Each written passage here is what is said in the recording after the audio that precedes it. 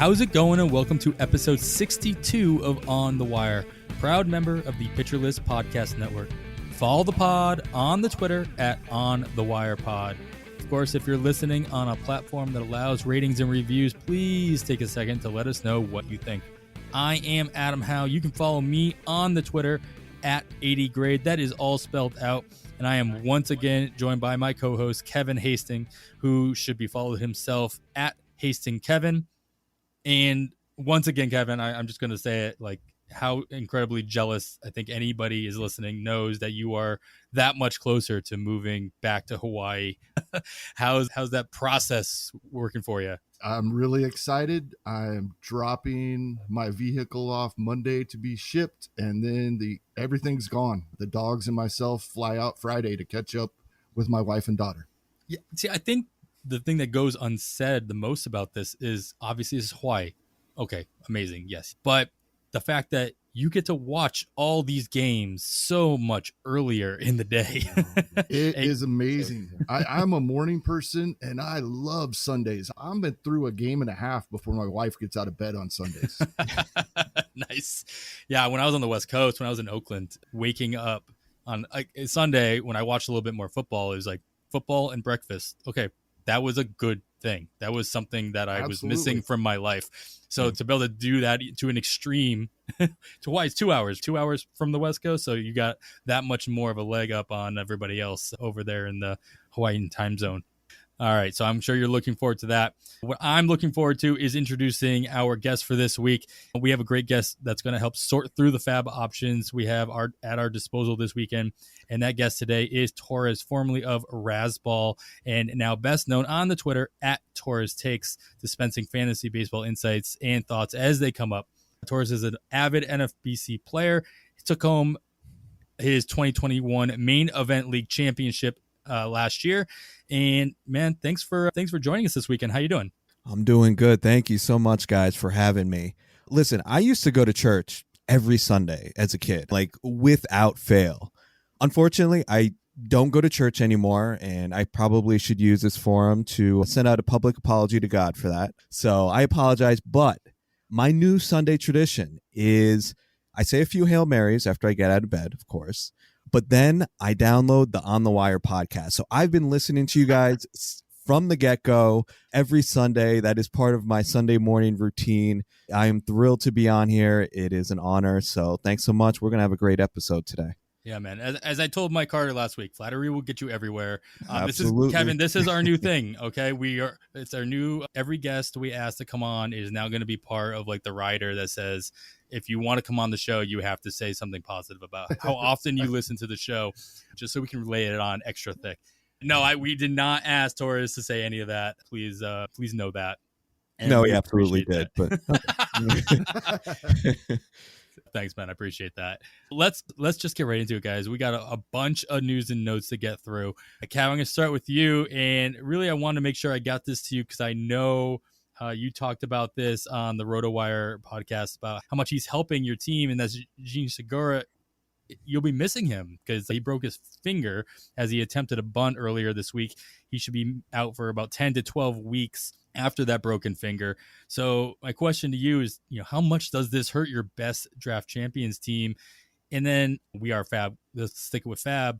In FAAB leagues, does this make him an easy drop because he's going to be missing so much time? And how can you adjust whether it's in Philadelphia or out? Yeah, first of all, I think this is exactly why bunting needs to be outlawed. Are you hashtag never bunt? I am now, for sure. Yeah. I was pretty close before, even as a Royals fan who in their run a few years ago somehow made the bunt work, at least a little bit it appeared. But yeah, it does hurt. Fortunately, second base, there's a lot of players that qualify at second base. I don't think I'm going to get the production out of anybody that I was getting out of Segura to start the season. So yeah, it does hurt. As far as an easy drop, unfortunately, yes. However, 10 to 12 weeks, a month and a half or so will be left in the season when we see him come back, hopefully. So it's something to keep an eye on. And as that time approaches, if you have a spot, if you're fortunate and don't have a bunch of other injuries on your team, grab him a little earlier than you would typically want to, just because the price will be lower. Yeah, you have to assume that this injury isn't going to hurt him long term. I mean, when he comes back after his rehab starts, he'll jump right back into it. You have to assume, unless Philadelphia is in some weird spot where they just don't care anymore at that point in the season. We'll talk about that a little bit later, I think. All right, well, let's go to Toronto. Torres, we have Hyunjin Ryu. He left Wednesday's game with left forearm tightness, because exactly what you want to hear out of your pitcher, and has since been placed on the 15-day IL, expected to miss multiple weeks, if not months. What are you most interested to see in Toronto as they adjust to this loss? Yeah, I think this is an opening for Ross Stripling to jump back into the rotation, and he's set up nicely for this week. If he were to take Ryu's spot, he's going to line up for KC and Detroit this coming week. So he'll get that two-step. So I don't know if it's been officially announced yet, but I would take a shot on picking him up if in deep leagues, because his numbers have been decent this year. He's not going to blow you away, but he's going to keep the ball in the yard. The K to walk ratio is going to be solid, and he's having a good year, 3.73 Sierra. So I think he's the move to make in lieu of this injury. Yeah, if I'm not mistaken, I think it was announced that he'd be at least to start jumping into that spot in the rotation in Toronto. So I agreed, he's the safest play there. I wonder how many innings he's going to end up getting, at least in that first start, and how much he's actually stretched out. But once he is stretched out, I agree. I think he's the play to go. So the fact that he's got the two-step makes it really difficult to say, hey, I'd love to be able to pick him up now, stash it, put him on my bench for that first start to see him stretch out. But because it is against Kansas City, sorry, Kevin, and you got to start him because he's got a two-star week, you have to start him for both of those. Yep, and Ryu's definitely at this point a drop. Yeah. Yeah, one of those things where I didn't bother putting that question into the comments, but I'm glad that we clarified that. Kevin, not quite in Baltimore, Grayson Rodriguez, he left his AAA start with right lat discomfort. My question is this enough for redraft fantasy managers to cut bait on the stash of Rodriguez altogether? Unfortunately, it is. He's completely shut down. Originally, we thought it might have something to do with the back cramps he had been experiencing. Now it's a lat strain. They're not going to rush him back from this. And in fact, I doubt we see him at the major league level this season. Yeah, I guess I'm curious to see how long he actually stays out in the AAA. I agree. I'd be very surprised if maybe he comes up for a cup of coffee in September if he's fully healthy, but that's not going to do much for you as far as stashing him in your redraft leagues, especially in your high stakes leagues and what have you. It's disappointing. The 80 strikeouts in 50 some innings is just so enticing. Oh, absolutely. All right, Torres, I know we're not doing, quote, LOL Mets this year, as they're doing actually well, and they're continuing to do well. They haven't had their implosion yet. It does seem as though that term has been given to the Phillies this year with everything they've been going through. But in extra Mets fashion, they're already injured ace Max Scherzer was bit by his dog and this weekend. Question is, on a scale of 1 to 10, how surprised were you to hear he did not actually bite the dog back? He's Mad Max, Yeah, so right? I'm shocked. Listen, not surprised this is just so Mets. You had Lindor earlier this week slamming the door on his finger.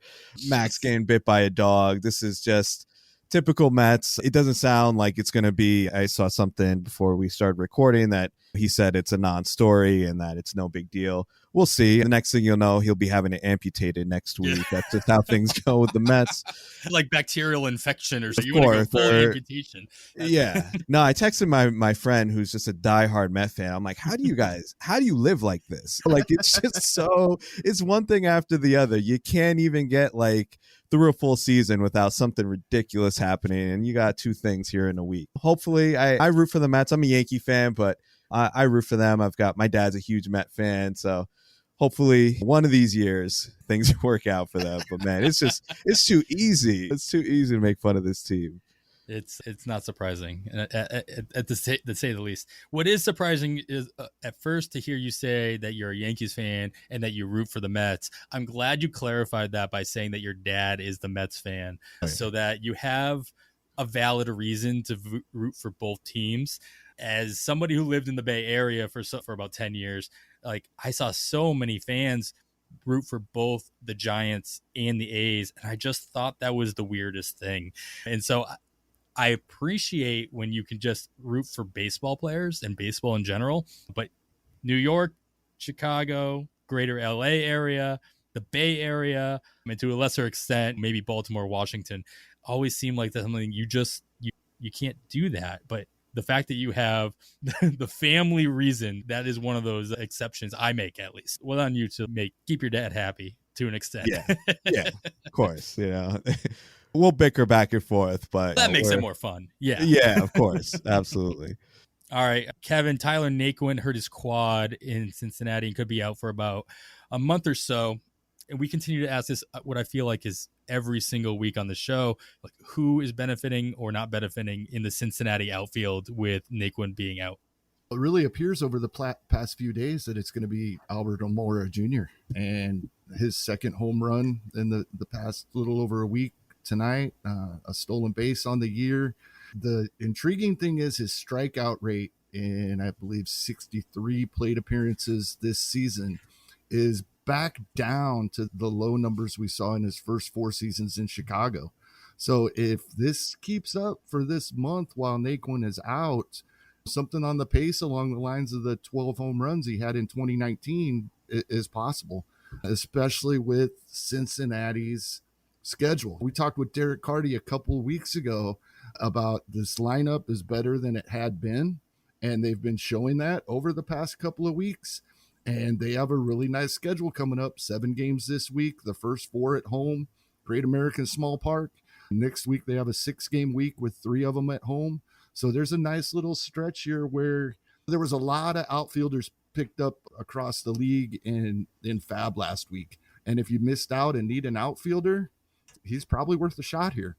Nice. Yeah, I feel like we asked this question multiple times, and Kevin, I appreciate the fact that you give me a new name every time we ask this question. So Cincinnati has plenty of options, it seems. They don't always turn out to be good options, but they're options nonetheless. So but even not so good options in Cincinnati, they become decent options in that ballpark. It's playing basically like Coors Field light this season. Albert Almora, if he's playing in Pittsburgh, no interest. But man, a week of good matchups at home, he's definitely in play. Yeah, Cincinnati played better for home runs last year than Coors did, if I'm not mistaken. Yeah. Coors had a better batting average but I don't know. Coors Light might. Well done there, by the way. I'm not sure that it might be Banquet. It might be Coors Banquet at this point, just because it's playing so much. It's, like you said, that small park. All right, let's move over to San Diego. And Robinson Cano's short-lived career as a Padre has ended with the team releasing him, the recently signed infielder. Nomar Mazara takes his place on the active roster, getting the call up from AAA. He's been up and down for so many teams. Is there any fantasy viability to Mazara in the San Diego outfield as you see it? If you had told me Nomar Mazara was 50 years old, I'd believe you. I can't believe this guy is only 27. It feels like he's been around forever. I think I, like many people, were hyped on him as he was coming up. Coming up as a 21-year-old with Texas, he showed some promise, and he just never took off. I put out a tweet when I saw that he was being called up this week, and it was kind of like making fun of it. Oh, hope you save all your FAAB for Nomar Mazara. But I was looking at his numbers in the minors, and listen, he's playing in a good offensive environment in AAA. He had a 273 ISO, batting 367 with a 173 WRC plus. Obviously, we're not expecting anywhere close to that upon his return. Listen, the Padres are desperate, and the Padres are brutal against right-handed pitching, so they need a left-handed bat, and I think he's gonna be serviceable if you can stream him in a week where they have mostly right-handed pitchers that they're facing. I think he can be decent, but he's bad against left-handers. I think his career WRC plus against left-handers is 59. So, whether he platoons or even if he plays against left-handers, you're not going to start him in a week where they're facing like more than one. So all that is to say, in a deep league, I guess he's viable in certain spots, but not really counting on much more than that. Yeah, I think the best number in the minors this year, even though it's not great, is a 40% ground ball rate. That's been his issue when we thought he was going to be better than he was. If he can continue that, then I agree 100% with Torres here. The concerning thing is you're going to have to look at bullpens as well, because he's been pinch hit for in both of the first 2 games. He's only got 2 plate appearances in each game. The first time the lefty comes in, he's gone.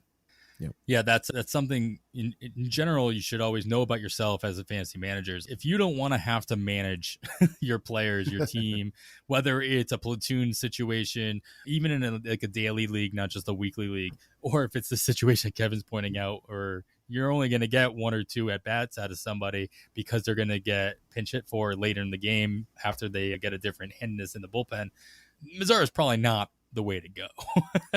But if it's something that you're able to maneuver and it fits your team, sure, keep an eye on that for it. But he's probably not someone to spend a lot of FAAB on. A couple of places I am excited is where I grabbed him at the very end of 50-round DCs, and I'm struggling to get lineups because of injuries.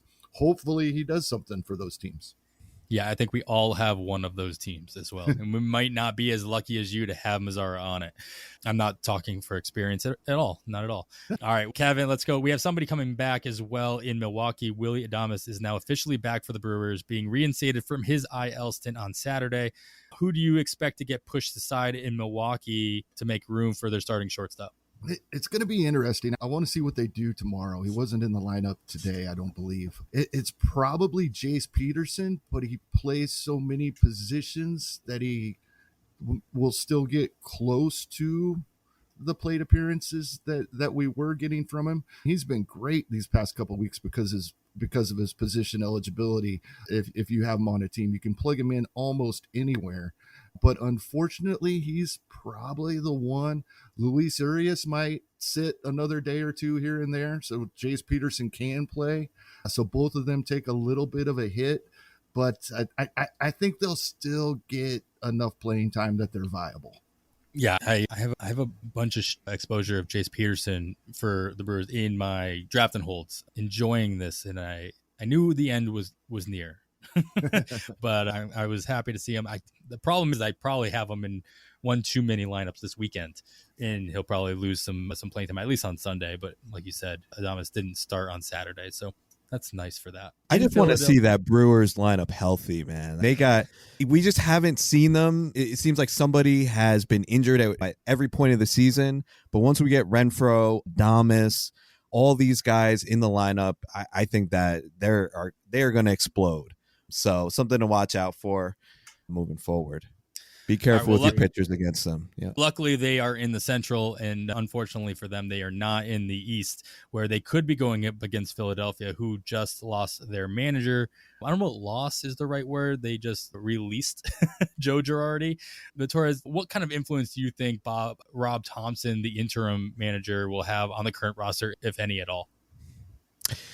Yeah, I think the impact of the manager, Joe Girardi was a scapegoat in this case, right? Dave Dombrowski needed a fall guy. He put together a poorly constructed team. Putting in Rob Thompson, who's been Joe Girardi's right-hand man for years, what is that going to do? My bigger takeaway, like the change of manager is not really going to impact us in the fantasy game, but I do think if the Phillies continue to fall further out of this race, it's going to impact guys. You mentioned Gene Segura before. If we're getting to September, are they going to even bother having Segura come back? And the same thing with Bryce Harper. We know he's playing with a torn UCL. We don't know the severity of it, but we know he's at risk of re-injuring it. And will the Phillies at some point say, you know what? Let's just have you get the surgery, shut it down, and be ready for the start of next season. So I think that's something. If I'm a Bryce Harper manager, I'm starting to get a little concerned given how badly the Phillies are playing. They're looking like they could be out of the playoff race pretty quickly here. Yeah, like I said, it seems as though the Phillies have taken on the LOL or Phil LOL lees is what I've been seeing on Twitter recently, and from the Mets, especially in the NL East. I mean, for Phillies fans' sakes, well, hopefully they can shed that really quickly, especially with this move. I agree with you that Girardi was scapegoat here. I think Gabe Kapler was the scapegoat at the time of his release as well. It doesn't seem like the manager's really fully at fault in this situation. All right, Kevin, going back to New York, Josh Donaldson and Giancarlo Stanton are back for the Yankees. So, of course, does this spell the end of the great Matt Carpenter experiment for New York? Man, and he only had 26 home runs to go to get to that 30 I know, we talked right? about last week. 4 of his 5 hits, home runs. Probably, however, Joey Gallo has not been good at all. Not even understatement Joey of Gallo's, at least the episode. Not even by his standards as far as making contact with the baseball. So maybe not completely yet, but it does make it much easier not to have to even consider adding Carpenter on Sunday night. I don't think he's definitely not going to be an everyday bat in that lineup. And as much as we joked about it last week, it was something we were going to have to consider tomorrow night. Yeah, man. I got way too many texts from you throughout the week about how good Matt Carpenter was doing this week for the Yankees, which I'm not mad about it. I didn't have Carpenter anywhere, but it was, of course, it's what happened. Exactly what you said would happen because you weren't in on him last week. He would start going off this week. All right. Torres, a couple of pitching prospects are getting the call. And so my question directly is, are you more interested in the Chicago Cubs prospect Caleb Kilian, who is arguably their top prospect in their system coming up this weekend, or more interest in Miami's Braxton Garrett, who took over for Eliza Hernandez's rotation spot after he was demoted to AAA? Yeah, if it's an either or, I would go with Kilian. I'm not a prospect guy, but just from what I'm seeing there, I think there's a higher ceiling with Kilian. I will note, though, that right now he is lined up for his next 2 starts at the Yankees. Then he has a home start against San Diego. So I'm not breaking the bank for either of them. Again, if I had to choose, it's Kilian. But my answer is I'm probably not going to be in on either of them. And Garrett in NFBC formats won't be available because I believe he's lined up to start tomorrow. So he won't be in the pool until next week. Yeah, so you can get both. Or you can try Kilian this week, and if he doesn't work out, you can get Garrett next week. Yeah. You can replace him. Yeah, I think that both these teams are similar in a way where it's like they're going to get similar opportunity. But with Miami, with all the pitching options that they do have, I could see this being a short-lived experiment if he doesn't hit the ground running, Garrett that is, right away in Miami. All right, Kevin, last note here. Another prospect is getting the call up in Pittsburgh this time, Travis Swaggerty. He's expected to make his MLB debut for the Pirates on Sunday, as he was a late scratch from his AAA start on Saturday. I just saw this come through right before recording, so I just added it to the rundown here. But to your knowledge, is this a guy we should be interested in picking up in fastest finger leagues where you can pick him up right away, as he won't be available in FBC leagues until next week?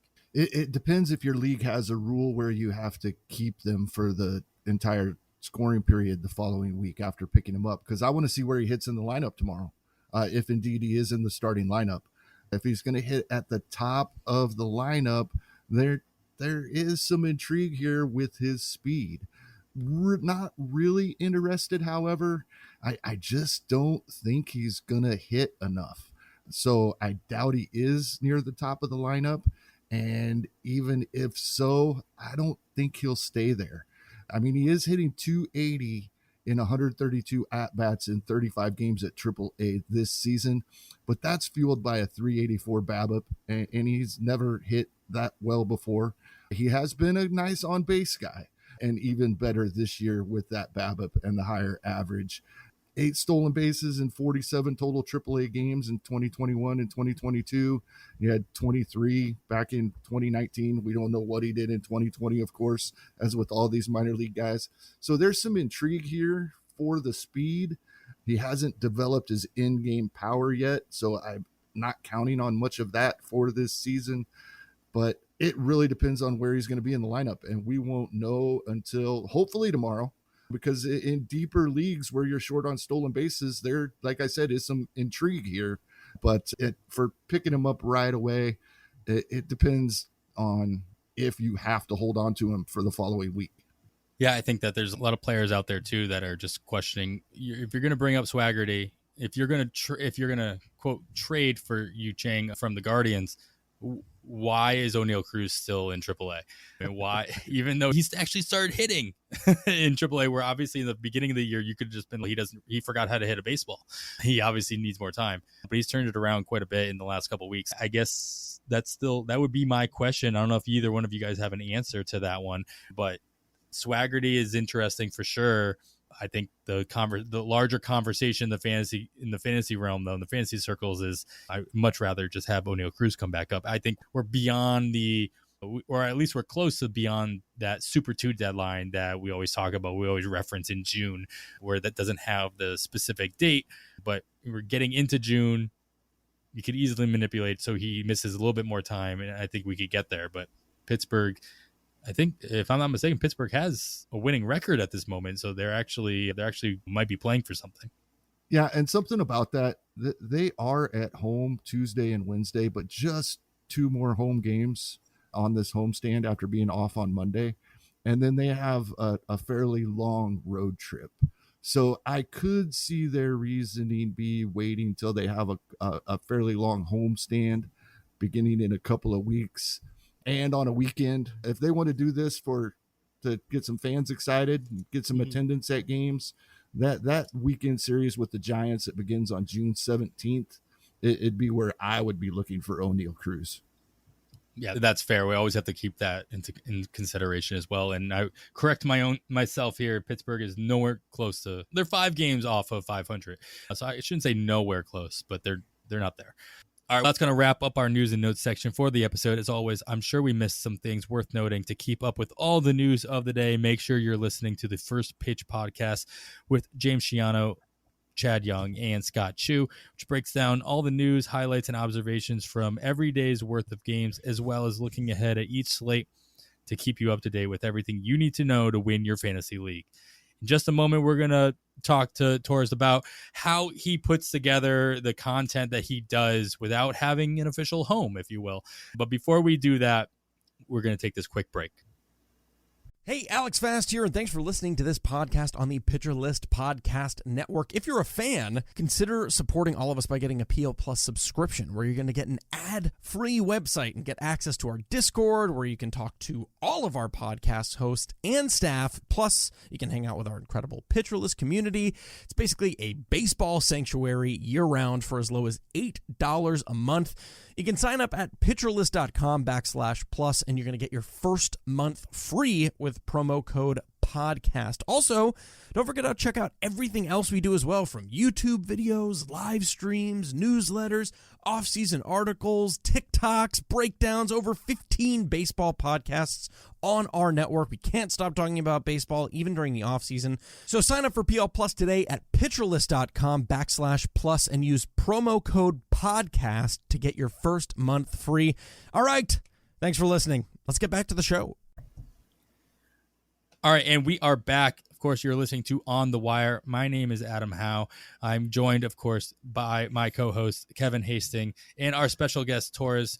You can follow him on the Twitter at Torres Takes. And I'm venturing to guess that the Twitter handle has a lot to do with the type of content that you do put out, Torres, and those little 2-minute bites, if you will, those 2-minute videos that you put out on your Twitter handle, which everybody should be paying attention to because they're just really easy to digest. They're really easy to consume in general, and it's great information that's just put together and doesn't take a lot of effort or it doesn't take a lot of time to bring those to light and to listen to them. And unless you have something newer that I'm missing, I like the newest one you have on your timeline, the one where your daughter comes over and interrupts you when you were really excited about Trevor's story, hitting a couple of bombs. So that was nice. And it's nice to know. Time, yeah.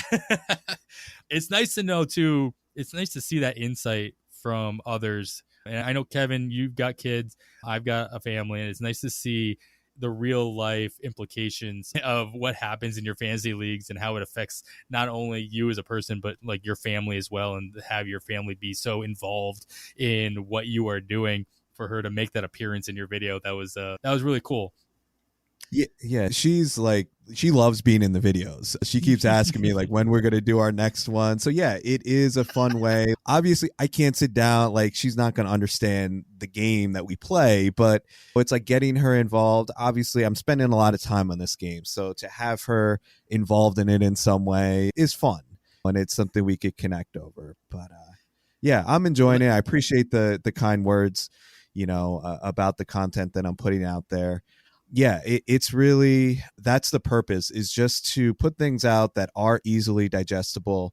I started doing them. I was writing for a while and I enjoyed that, but it takes a lot more time to put together an article, as I'm sure, than to put out a 2-minute video. So that's why I started doing it. And it seems like some people, I've gotten some good feedback, trying to make some time to do some more. But yeah, appreciate the feedback. Yeah, man, I agree. It does feel like it takes a lot of time to put together like a whole article, depending on what you're writing about or how often you're writing. I do find that the more often you write, obviously the easier each article is, because you're always on it. That's always what you're doing. But I think I don't downgrade the fact that it takes you, let's just put it this way, it takes you more than 2 minutes, I guarantee, to put together what you're going to write in or do in those 2-minute videos. And what are you getting out of that time? Like, you're putting in a lot more time to put out a 2-minute bit. Like, this episode for this podcast will go out and it'll probably be around an hour, maybe an hour and a half or so. Sometimes more than an hour and a half of prep goes into putting this on all of our parts, whether it's Kevin, myself, or you, or any of our other guests. And I think that gets lost a lot of the time when people are reading or listening or watching videos and what have you. So what are you getting out of that extra prep time that people aren't seeing? Yeah, for me, it's a creative outlet. It's been good for me personally, just because it's a way for me to engage with people that share this passion of mine. I was on Twitter for years, like passively in the background, and I never felt like I had something to say, or I felt like I had something to say, but nobody would care. Nobody would listen. So it feels good to put yourself out there and to get positive feedback. I just want to use this opportunity to say, if there's anybody out there listening who feels like they have something to say or feels like they have something to contribute, put yourself out there. What's the worst that could happen? Like, at first I was like, oh my gosh, what are people going to think? And I don't know, some people probably like them. Some people probably think they're stupid, but you know what? It doesn't, like, just to put yourself out there feels good. So I encourage people to do that. Another thing, you mentioned how this stuff takes time. So people who are consuming content, I always try to do this. If you see good stuff out there, let that person know about it. It really, because obviously nobody's getting rich off of this. We do it because it's a passion of ours. But when we put that time and effort in to get that positive feedback, that means so much. Yeah, just want to highlight that. I think that's why this is such a good community. I think there is a lot of that positive energy. But again, if you're seeing something good, send that person a DM, send that person a tweet. However, I think that's really important. Yeah, if you like a podcast, throw a review on their podcast stream. Absolutely. I'm just saying, that's just an option. That's all I'm gonna throw out there. Yeah, I think I touched on it before, and just creating content, in my opinion, is, from our perspective, as we are creating content as we literally speak. Like, for me, I think regular content creation just helps me almost more so than our listeners or readers of my articles or what have you. And it just keeps me more knowledgeable about the players and the leagues and the things that I'm doing on a regular basis. And so I commend you for not having, as I said before, like having a home. You're just doing this on your Twitter account and you're not doing it anywhere else. Like you said, you were writing before, but just doing your own thing right now. But I commend you for doing that and just staying with it and not having that, I don't know, motivation is not the right word, but like that forced motivation of having an employer, if you will, and still doing it because it should help you stay nimble and stay on top of your what you're doing, as you said, not doing it to get rich. But obviously you're playing in some leagues where there's a decent amount of money on the line and you're hoping to at least win them or at least get in the money. So I think that's beneficial as well. So to echo what you're saying, if you're out there and you have something to say, you could find it beneficial to just put it out there. And yeah, there's a ton of podcasts out there. Yes, there's a lot of voices out there in general, but you can always have more. And again, if you're just doing it for yourself, then what's the harm? If nothing else, somebody's going to find it. Yeah, and as far as I see here in the notes, I'll answer this question about not writing for an established site. I was for a while, and their Razzball is fantastic. But I think, and I just wanted to relate this to a larger point, like I try to be very cognizant of my limits. Like I know right now with what I have in my professional and personal life, like to take on another responsibility, a thing that I have to do would tip the scales too far to one side where like something would have to suffer in my life. So I think to relate this to fantasy baseball, like we need to know our limits in terms of like how many leagues we're playing, right? I'm very intentional about the amount of leagues that I play in because I know that if I'm taking on too much, my performance is going to suffer. And thinking about as it relates to even FAAB, we got to know our limits there. Don't be the dude that's spending $900 or the woman that's spending $900 of your FAAB in the first few weeks and then wondering what the heck happened. Like you got to live in the moment, but you also got to have some foresight. So just wanted to kind of put that out there, this idea more in general, just knowing what your limits are and putting boundaries in place. Yeah, Kevin, that kind of goes toward a question I was going to ask you as a follow-up. You and I were at Pitcher List, and we exclusively put all our content out through Pitcher List. You do two things, if I'm not mistaken. You do this podcast, and you do your FAAB article every week. What stops you from venturing forth even further and using your expertise to dive into deeper questions or more regular articles? Do you have that same idea that Torres is talking about, knowing your limitations, or is it just something you're not? I doubt it's something you're not interested in, knowing you, but is it more of that limitations question? 100%. Exactly what Torres just said is the reason for me, because I would love to. And you talked earlier about the time zone change. When I get to Hawaii, I may be able to at that point. When the West Coast games end at 7 p.m. my time, I can do things in the evening after my daughter goes to bed and get them ready to be published very early the next morning, when right now there's no way I'm doing the 3 a.m. that these guys are doing to get this done. So that it is possible, and I would like to explore that going forward. Maybe not this season. We're going to be the All-Star break's approaching and we'll be getting settled for a couple of weeks, but next season for sure. Yeah, I think that's something that completely valid as I look at my own writing schedule and realize that I probably do I probably stretched myself out a little bit, definitely last year, and I don't think I cut quite back enough as I look at my schedule for this year. Is I do a couple of those articles that Kevin you were talking about. I have 2 articles a week where I wake up at 5:30 in the morning so I can get them out at the right time, and rather than stay up until, because I'm on East Coast time, and the worst part is I'm in Indianapolis, so I'm on the most western edge of the East Coast. Right. So the sun stays up the longest, but it doesn't mean I can stay up the longest as well. So yeah, I'm not saying that if the right opportunity doesn't come along, I wouldn't consider it. I just maybe have to quit my job or give my kids away, or just keep your options open. Yeah, no, I'm kidding. I would never give. I love my kids. They are fantastic props in my videos. They're so great. I love my kids. I love them. You went a good direction there. I thought you were going to say, I'm kidding, I would never quit my job, but you went in a better direction than I would have. All right, man. This is great. This is a great insight into just. There's like I said, there's so much content out there, and most of it is incredible. Like very specific insights that you find to very general takes, whether it's just breakdowns of games, breakdowns of pitchers, whatever. And if you got an insight, even if you've already seen somebody else do it or a version of it, yeah, I agree. I say just go out and put it out there. You get one, and maybe it's your aunt that you haven't talked to in a while. Fine. It's something. I will say that is the worst. Like I'll put out a poll. I put out a poll about whether people refrigerate their peanut butter or not, which got the most like Twitter connects or whatever they're called of any tweet I put out there. And then I'll put out what I thought is the most useful information about some stolen base statistics that I've been looking up. And I'll get 4 or 5 likes out of that. I'm like, what is going on here? But you know what? The information is still useful to me, so I'm still going to continue to put it out there whenever I possibly can. And I'm going to ask silly questions about peanut butter in refrigerators as well. So we'll see what gets more follows as time goes on.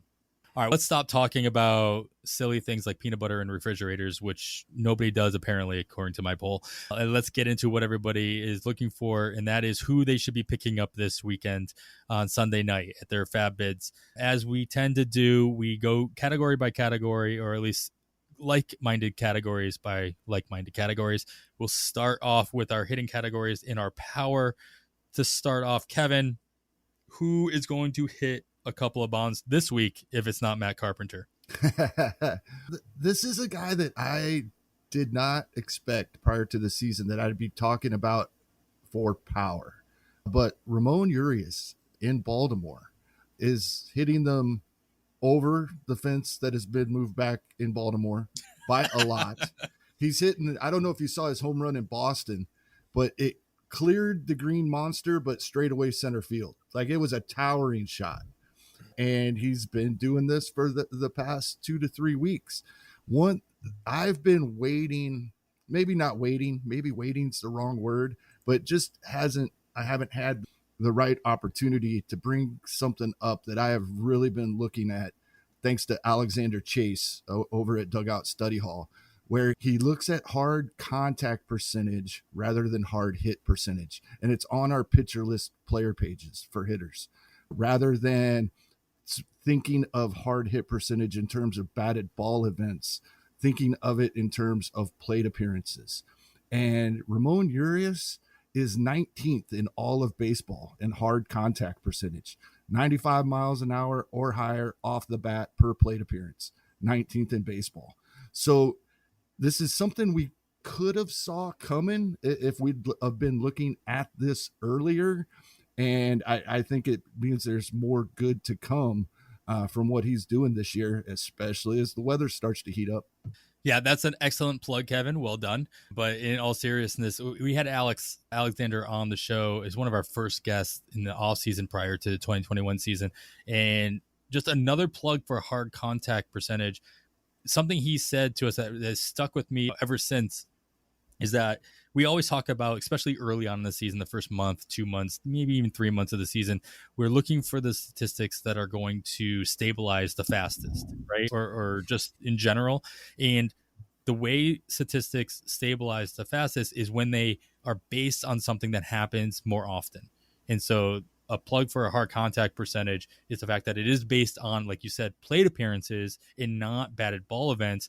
You know, shocker, there are more plate appearances in a short period of time than there are actual batted ball events. So that statistic can stabilize faster as well in a shorter period of time. So even if a player is in a platoon role or just came up recently from an IL stint or being promoted from AAA, it's something that I look for more often now than hard hit rate, for sure. It doesn't hurt that it shows up on the player pages at Pitcher List, and it's just right there and pretty in those pretty blue and red bar graphs, not so much sliders. And I don't remember Torres exactly without looking it up, but you can pull a leaderboard for hard contact percentage on Baseball Savant. I believe it was 2 episodes ago on Dugout Study Hall where Alexander walked everybody through that, and it just takes a couple of minutes.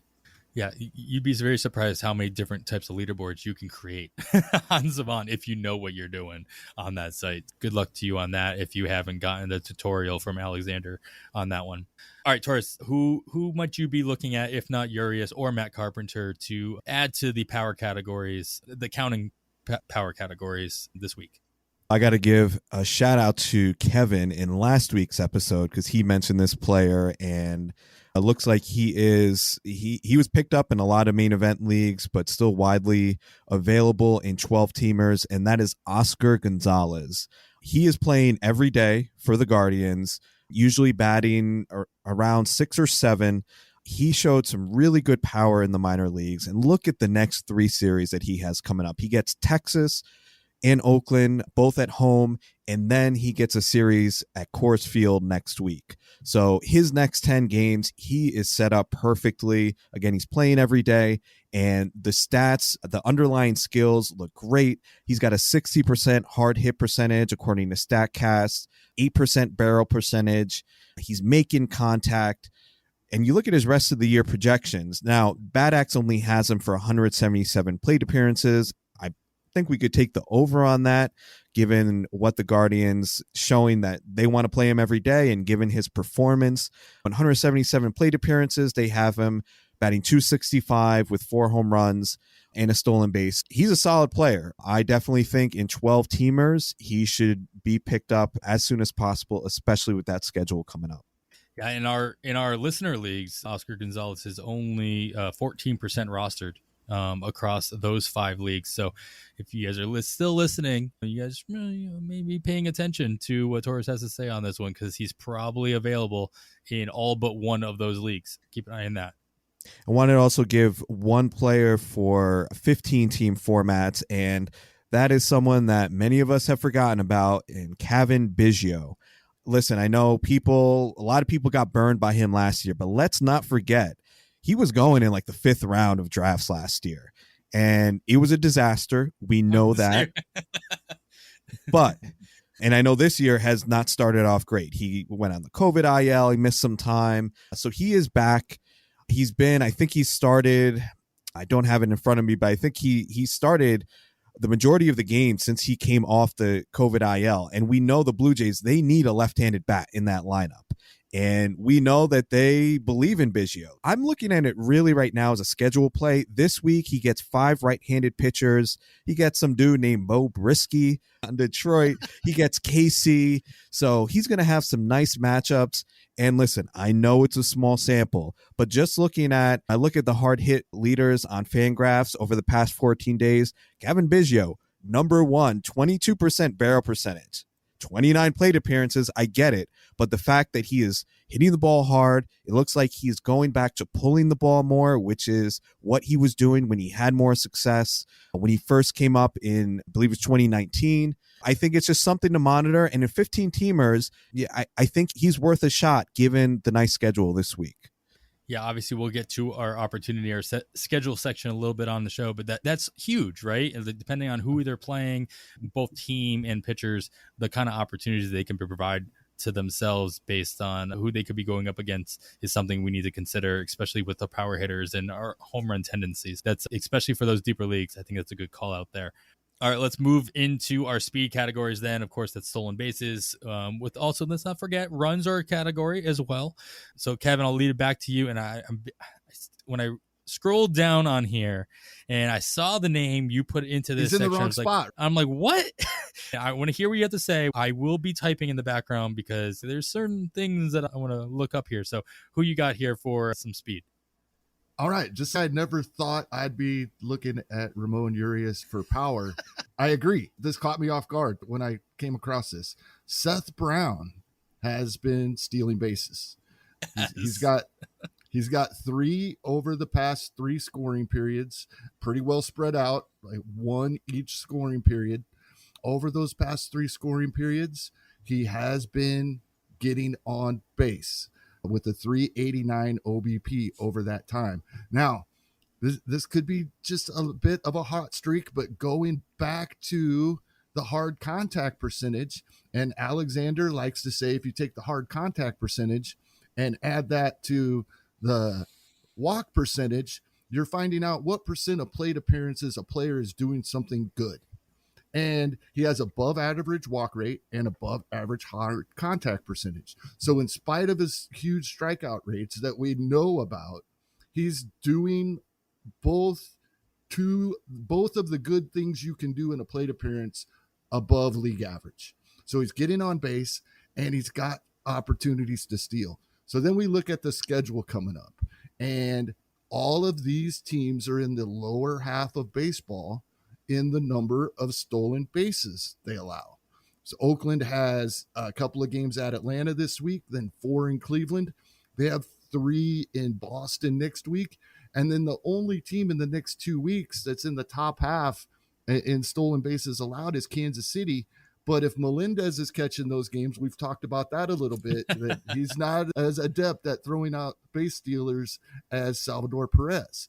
So he's got a really nice couple of weeks coming up ahead where if he continues to get on base, he's going to have some opportunities to steal some bases. Melendez has gotten better for what it's worth. He's gotten better. He's at 75%, which is about the target you look for. But your point is still valid, I think. In Seth Brown, I can't help but wonder if Seth Brown is this year's Nate Lowe, where Nate Lowe was just stealing a bunch of bases for the Rangers in the first half of the season. You're like, why is Nate Lowe stealing bases in general? Yeah, they were really good opportunities when they were given to him. Yeah. But man, Seth Brown, he is taking every opportunity he can. Like the A's are letting him do it. Like we see that a lot from bad teams. Yeah, right? Over 10% of his stolen base opportunities, he is headed to second base or third base for that matter. You know what? In 10% of the time, he is doing it 100% of the time. That was a terrible rendition of the Anchorman joke, but he's been successful every single time he's attempted a stolen base. So he seems to know what he's doing. Yeah, people used to say this about Jason Varitek as I'm dating myself as a Red Sox fan. Jason Varitek, not somebody you think of when you're talking about stolen bases, but like he knew when he would get his 2 to 5 stolen bases a year, like he would get them and he would just go and get those stolen bases because he took the right opportunities. The fact is that Oakland is giving Seth Brown all those opportunities, like you mentioned.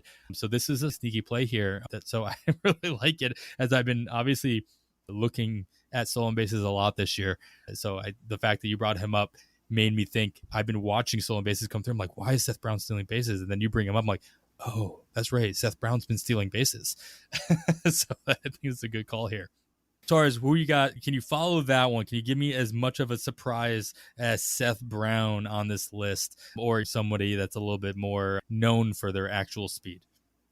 No, I actually did a double take when I saw those notes and I saw Seth Brown on there. Had no idea that was even going on. So thank you. That's why I listen to the show, guys. I learn new stuff. But listen, so for my speed play, I mentioned my dad before, so I'm going to mention him again. My dad loves betting horses. I've been going to the racetrack since I was like 6 years old with him. And one thing he has instilled in me, I still go, and he instilled this idea that we need to pay attention to the bloodlines, the pedigree. So with that in mind, we're going to look at some bloodlines where we have other fast runners, and we're going to look at the Gordons. Right, we're going to look at Nick Gordon specifically, and D. Gordon's actually playing, but not playing enough to really warrant consideration in all but the deepest of leagues. But Nick Gordon has been playing pretty consistently for the Twins. He's played 8 of his last 10 games. He's got a couple stolen bases. I picked him up last week in the main because I had Max Kepler and I wanted Gordon as a replacement for him. He's a deeper league play just because I'm not as confident in the playing time, but I just can't quit this guy. I feel like there's something more there if he had more of an opportunity. We know he can run. We know, again, he's got the pedigree, and he's actually hitting the ball decently, has decent quality of contact numbers. Last 14 days, 40.6 hard hit percentage, 81% contact percentage, both well above average numbers. So he's not just like a rabbit, not just a stolen base guy. So I think he's a decent pickup, again, in deep leagues. If we're going a little shallower, I'm going to go with John Berti. He's I think he's gone in around 70% of main events already, but in 12-teamers, he's widely available. He's another guy who's getting playing time since he came off the IL. He started, I believe, 8 of 9 games.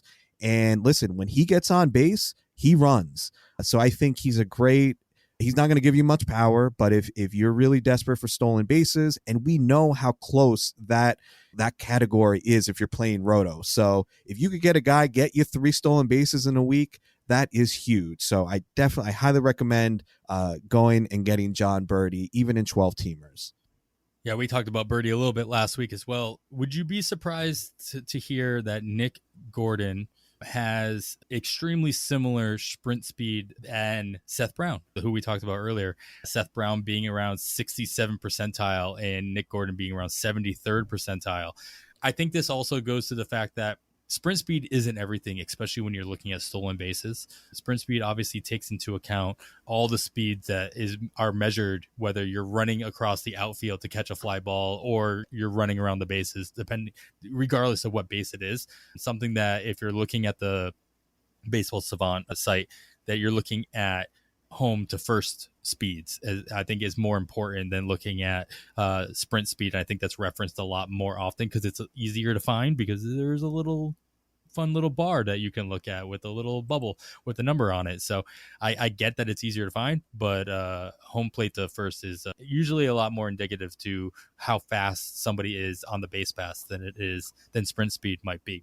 And the thing that concerns me about Gordon is that he's got about a 60%. No, he has a 60% success rate in stealing bases as well. So the more often the longer he sticks around that percentage, I question, and I said this about somebody else last week or the week before, whether or not the Twins are going to give him a yellow light or even a red light moving forward, regardless of what his speed. If you're not good at doing your job, you're not going to be allowed to do your job anymore. And that goes for base runners as well, no matter how fast you might be. So something to just keep an eye on with Gordon is if he continues to struggle with his timing, they might have to work with him on the side before they give him a lot more opportunities moving forward. He's 2 for 2. He's 2 for 2 this week, baby. So I'm loving it right now.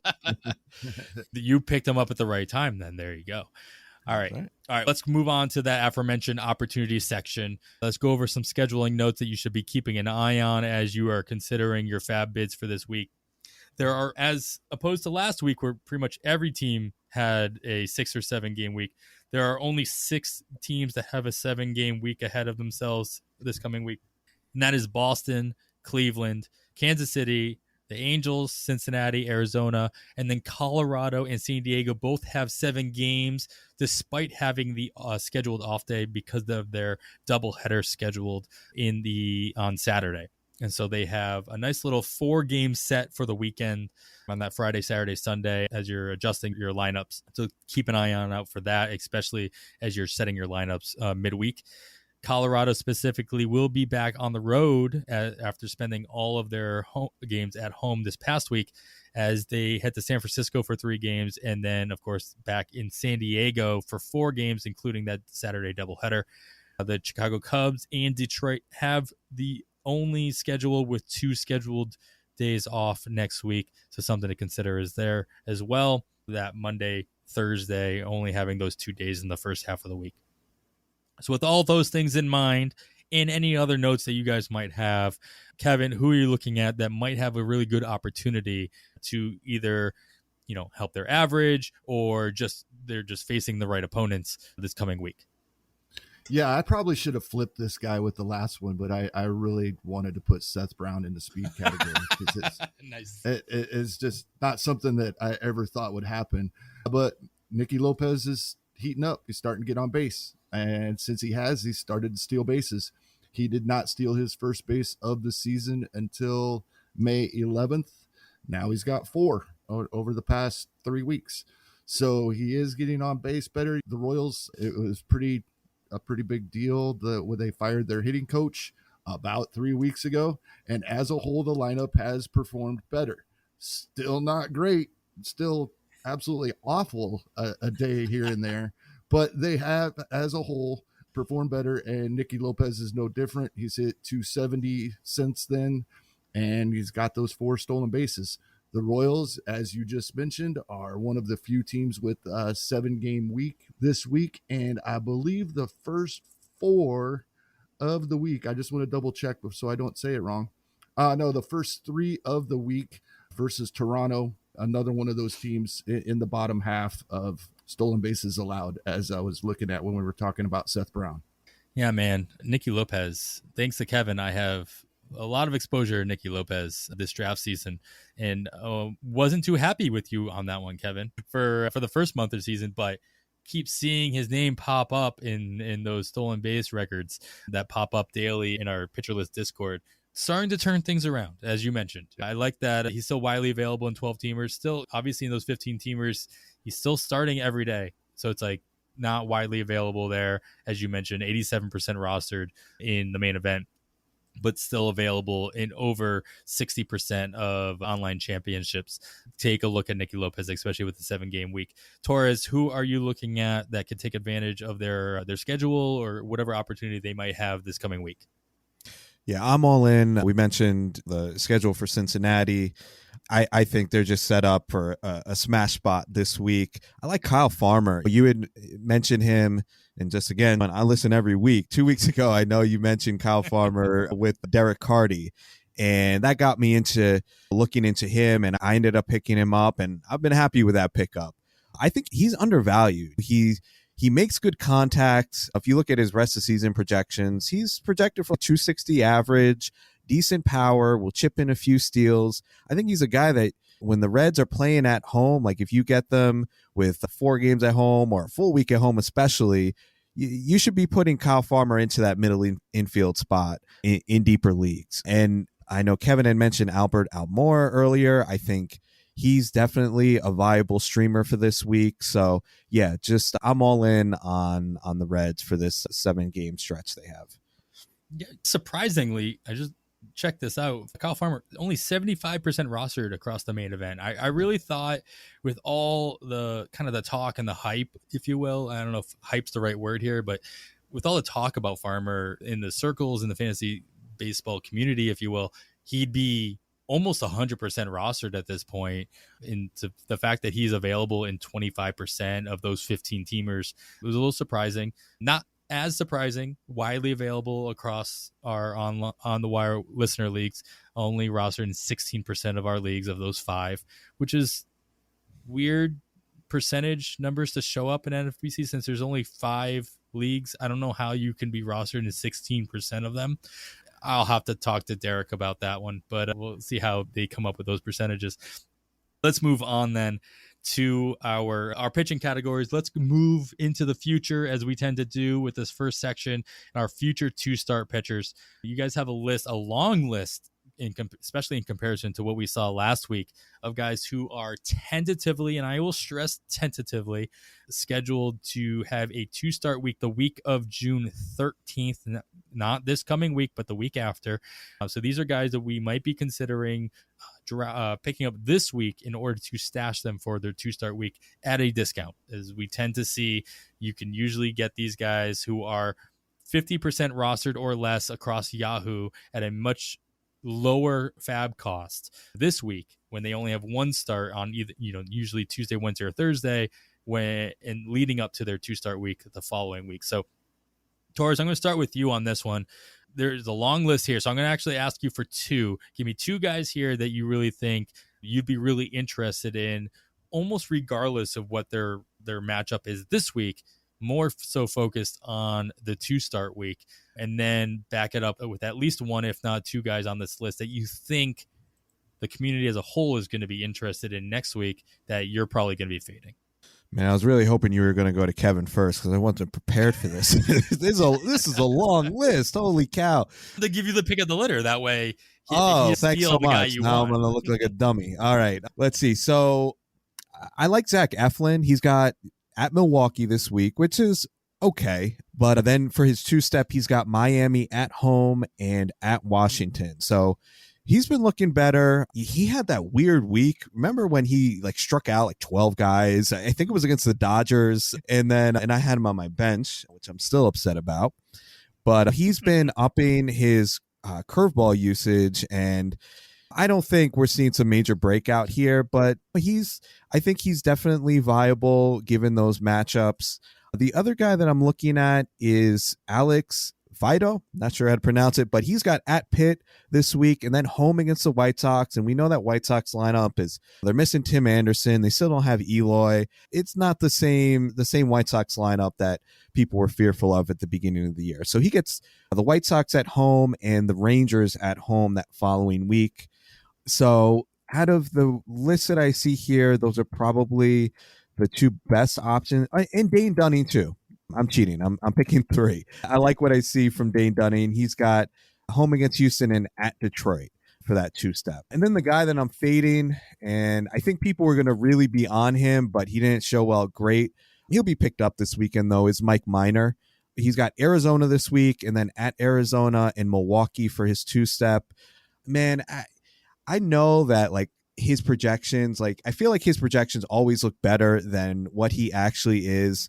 I'm not excited about Mike Minor in Cincinnati, so that's one that I'll be fading. Yeah, Eflin struck out 12 Dodgers on the 22nd, so a couple weeks ago.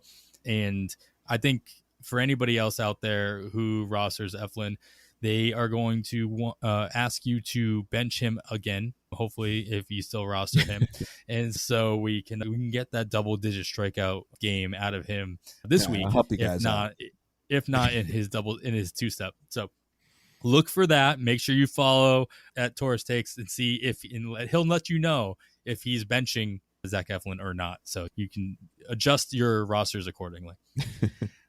All right, Kevin, of course, same question. Who do you like? Who are you fading on this list? I've been a big fan of what Jose Quintana is doing this season. If he's still available in your leagues, you get Detroit this week and possibly a 2-step. It's up in the air depending on what site you're looking at. Some have him going on Tuesday, so he would go again on Sunday. I believe that was going to be against Atlanta. Yes, at Atlanta. I'll take that risk to get the Detroit start. Quintana's had a really good season. He's got a 2.32 ERA. Now he pitches for the Pirates, so he's only got 1 win. But you're getting, in one way or another, you're getting 3 starts out of him over the next 2 weeks, with one of them being Detroit. So, I like Quintana here. I also like Keegan Thompson. Now, the strikeouts, like we typically see when guys go from the bullpen into the starting rotation, the strikeouts can come down a bit as they're stretching out and leaving a little bit in reserve. But he's performed well, and he's up to over 5 innings, I believe, in 4 of his last 5 starts since they put him in the starting rotation. And I like those matchups for him. So I like both of those guys. I don't think as good as he was for us last season and picked up as a streamer for most teams that ended up holding on to him. Chris Flexen, Minnesota lineup is heating up a little bit. The Angels have been the highest scoring team in the league all season. I don't want Chris Flexen for that 2-step, and at Houston this week, I'm staying away from that. All right, all fair. Let's get a little bit closer to home. Pitchers that we're looking at for this coming week, and stick with our counting stats here with our wins and our Ks. Kevin, I'll stick with you here. Who are you looking at to get some more counting stats to tally up what we're looking at in the categories that you might be looking for? Yeah, Edward Cabrera in his first start of the season this past week was a blast to watch, and it was fun to follow along on Twitter when people were talking about, is that a 96-mile-an-hour changeup or is it a low spin sinker? It was just fun. But the interesting thing is he may get skipped because of their off day on Monday. Again, it depends on where you're looking, but some sites do not have him starting again until next Saturday at Houston. That is a bit concerning. I'd rather see him earlier in the week get the Washington Nationals. We'll have to see what happens when we get more official word from Miami, but that's what I'd be hoping for. Regardless, I'm picking him up. I might not start him if it does appear that it's going to be at Houston for his start this week. This is a guy we've been excited about for quite some time. Yeah, and he was fun to watch in his 2022 debut, at least, to say the least. And whether or not his pitches are being categorized in the proper way was up for debate, of course, as you alluded to. All right, Torres, what starters are you looking at that are going to add some wins and Ks to your standings this week? All right, I am looking at Connor Pilkington. And I'll be honest, I didn't know who this guy was prior to last week. But I will say, I was looking at him during FAAB last week. And I was like, come on, man, don't try to be cute here. Don't I'm trying to look too smart by picking up Connor Pilkington, but I really wish I did now because he pitched well this week. Now he's got a 2-step this week against Texas. He's home for both of these starts versus Texas versus Oakland. That makes him the number 19 ranked pitcher on the Razzball Player Rater for this week. Now, I don't work for Razzball anymore, but I'm still a company man. Go get the Razzball Player Rater. It's a fantastic tool, $30 for the whole season, and it gives you, they figure out for you, like for each week, who's a better option. You got those start sit decisions. The Player Rater will tell you. And Connor Pilkington, he is looking good. He's got a 75% in-zone contact percentage. He has 3+ secondary pitches, and he is 0% in the main event. I think he is a great option for this coming week. Yeah, man, I don't even think you have to say Razzball Player Rater at this point. Just say Player Rater, and everybody knows you're talking about the Razzball Player Rater. There's ESPN too, so we got yes, but nobody references unless it's in a negative connotation. Sorry, ESPN. Yeah, fair enough. Yeah, nobody references the ESPN Player Rater. We talked about the ESPN Player Rater early in the offseason just based on why it was so off. It was a highly discussed topic in private. I should just correct myself quickly because there's the Player Rater that shows you like the performance to date. They have tools that are called, there's the Hittertron and the Streamertron. It breaks it down into forecasting. You could get rest of season projections. You could get just the week ahead. Mm-hmm. So I know most people at this point know about it, but just got to plug that while I'm here. And just to plug Connor Pilkington again, dude's got a 29% K percentage so far this year. Again, small sample. The walks are a little higher than you'd like to see, but I think given the matchups this week, he is a great play. Yeah, I think it's a good call. Make sure everybody knows that, yes, he is a real player and he could benefit your team. So keep an eye out for him. All right, let's move out of the counting categories and into our ratios, our ERA and our WHIP and our pitching categories. Torres, I'm going to stick with you here. Who are you looking at that might be able to chip away at those ratios as we need to start looking at these ratios more and more now so we're not in a big hole come August and September? Yeah, and I think we're really going to have to start shifting our mindset here as we see offenses picking up. The time for really streaming questionable pitchers, I think, is over, given it's getting warmer and it seems like the ball is jumping more. So I think we really have to start considering these long relief guys that can protect our ratios. And one that I'm looking at this week is Eli Morgan of the Guardians. This was someone, he was a starter last year. I think he was the 5th starter for them. He was okay. The surface stats weren't great. He had a problem giving up the long ball last year. But the K to walk ratio wasn't terrible. And this year, after moving to the bullpen, it seems like there's been definitely a positive change. He is striking out, pulling up here. He's got a 37% K percentage and only 3.6%. So that makes 33% K minus walk percentage. That is, as we know, elite, a 1.79 Sierra. He's getting used now more in high leverage situations. I saw an article this week where Terry Francona was just talking about how he really is a weapon for them out of the bullpen, and he's going multiple innings. He's going, usually, I think he's gone 2 to 3 innings, sometimes less, but I think he's a good guy to protect your ratios, and you never know, like if the Guardians had an injury, given that he was in the rotation last year, he could be a potential option down the road if they needed somebody. He'd obviously need to be stretched out, but he's someone to keep an eye on. All right, Kevin, let's see who can cut down on your ratios as you see it this coming week. Yeah, I agree with Torres from the very beginning of the show, and Ross Stripling has been good this season, and he's gotten better as the season went on. He's throwing his changeup a lot more than he has in the past. It seems weird to think that a player left the Dodgers and now is throwing his best pitch more often, because that's something we think of the Dodgers doing. But he's throwing that 25% of the time this season, getting good results from it. And as you mentioned, probably not going to get 5 innings if he is indeed in the starting rotation this season. He made 5 starts in a row earlier this season, only went 5 innings one time.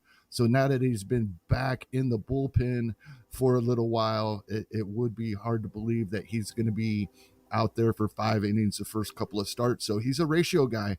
Over his past few outings, he's got an ERA right at 3. Definitely somebody we can use in this situation. Like Torres said, I'd probably rather have Stripling in my lineup this week, knowing I'm not going to get a win from him, than hoping for a win from somebody questionable, because we have seen the ball start flying. And even with, the not quite 5 innings, if he gets those 2 starts throughout the course of the week, at least he can volume his way in strikeouts. All right, of course, let's move on to our favorite category, and that's everybody's favorite category. Of course, that is the saves category. Kevin, I'm going to start with you here just to give Torres a little bit of time to I don't want to throw you on the bus in this category of all categories. Kevin, you left the section blank on the rundown, so I'm hoping you got somebody in your back pocket worth mentioning. Or if you're going to throw your hands up like Cardi did a couple weeks ago and be like, I don't care, that's fine too, because that's probably how most of us feel here. So talk to me about who you might be looking at for saves here. No, I'm not going to throw my hands up in the air completely, but I'm not looking. Yeah, no, we talk about it all the time. I bring it up a lot. I think I first heard it from last season, Rob DiPietro, and I'm not cycling these guys in and out unless I see a real opportunity, like last week when Mike brought up that Melanson has been struggling. So maybe Grabby and Kennedy. That I don't see anything new like that this week. I'm not changing out one guy for another just so the guy I drop is the guy that ends up taking over a role. All right, that's fair enough. Then all the pressure is on you, Torres. Let's get some names out here. Who might you be looking at this week if you've got the spot on your roster to kind of churn?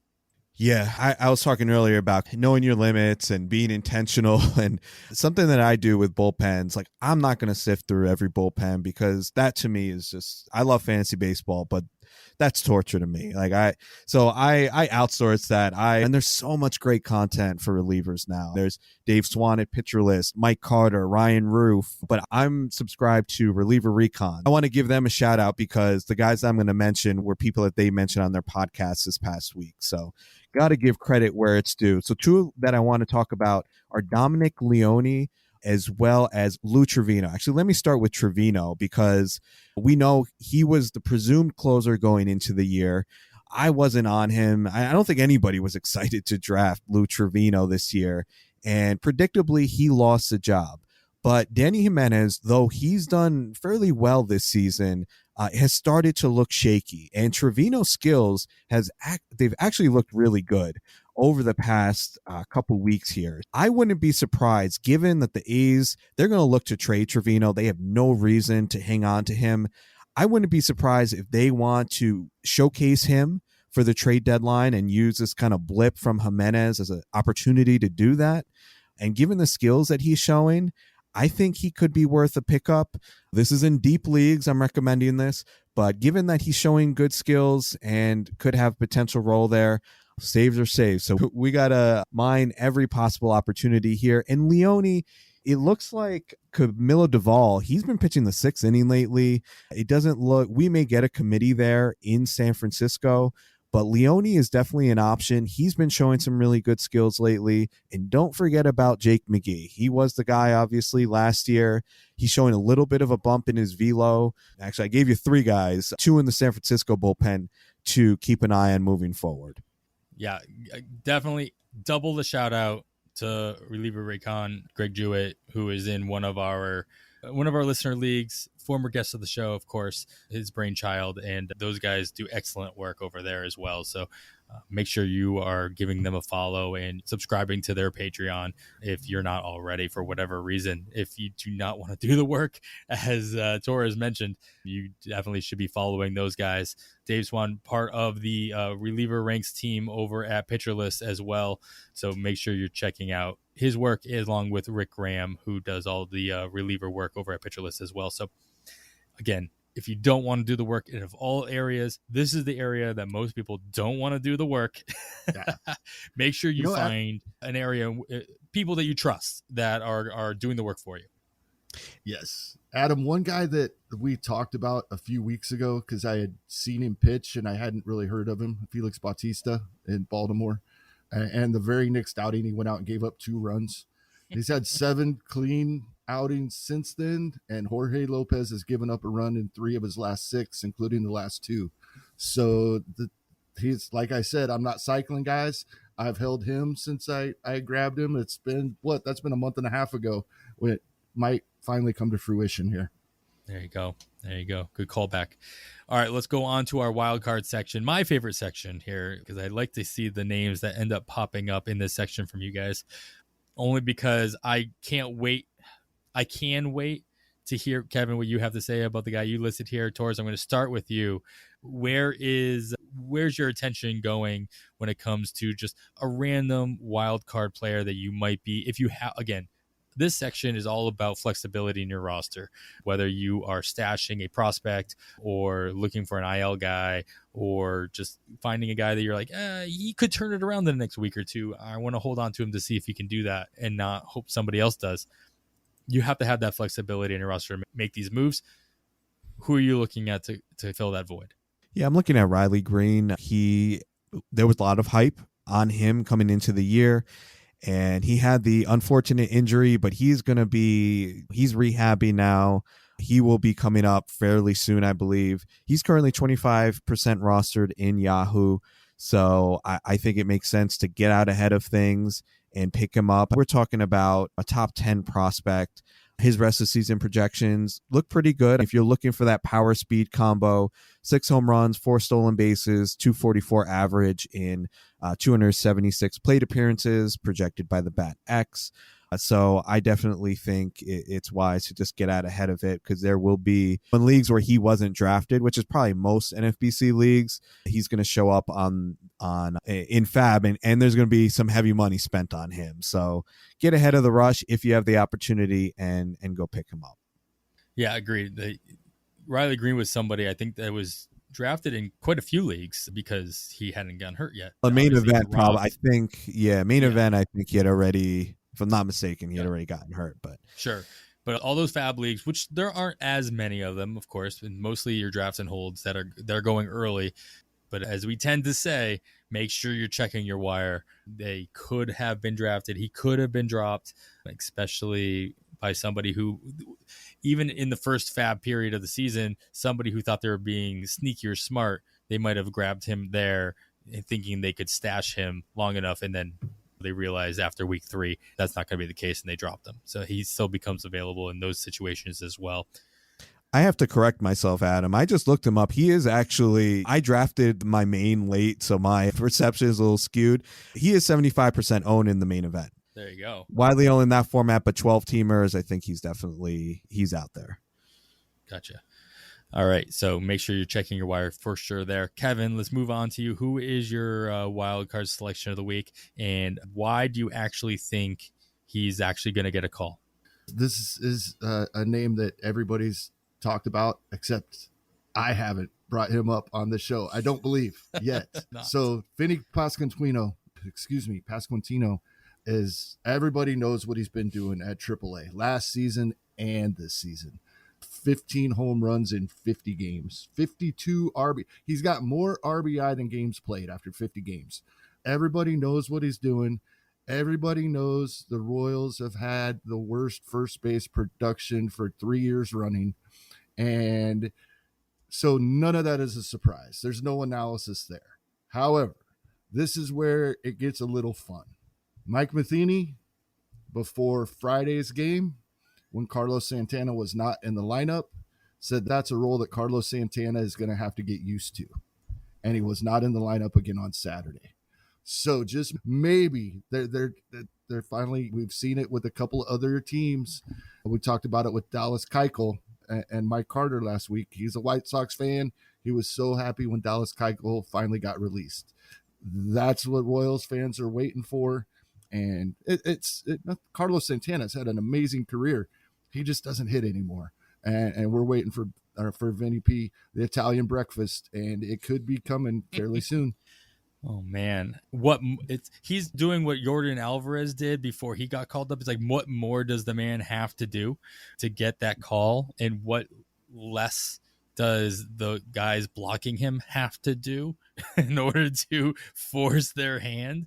And so I think we're all just, it's like me with MJ Melendez waiting for them to bring him up. It's like, all right, when's Vinny P coming up? And yeah, no, I'm just calling him Vinny P. I'm not going to try to butcher his name.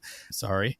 What's So with the Italian breakfast? What I mean, Italian, but is Billy Butler, like, are we paying homage to Billy Butler? Was country. I think that's how it got started. Okay. Somebody was like, because Billy Butler tore up the minor leagues before he came up to the Royals.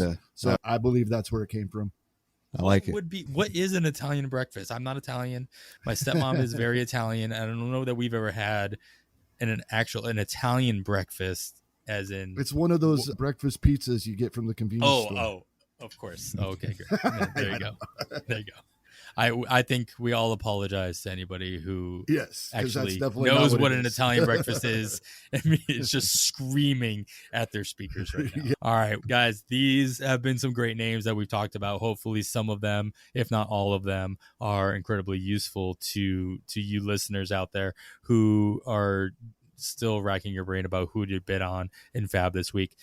But as we leave our player recommendations, Kevin, I'll leave it to you for any final words of wisdom you might have for those who are, again, racking their brains over what to do for FAAB. Don't forget, we talked about this a little bit 3 weeks ago with Derek. We have the cut line final FAAB is Tuesday evening. Don't forget about this. If Razzball, any other cut line leagues, Tuesday night. Thank you so much, Kevin.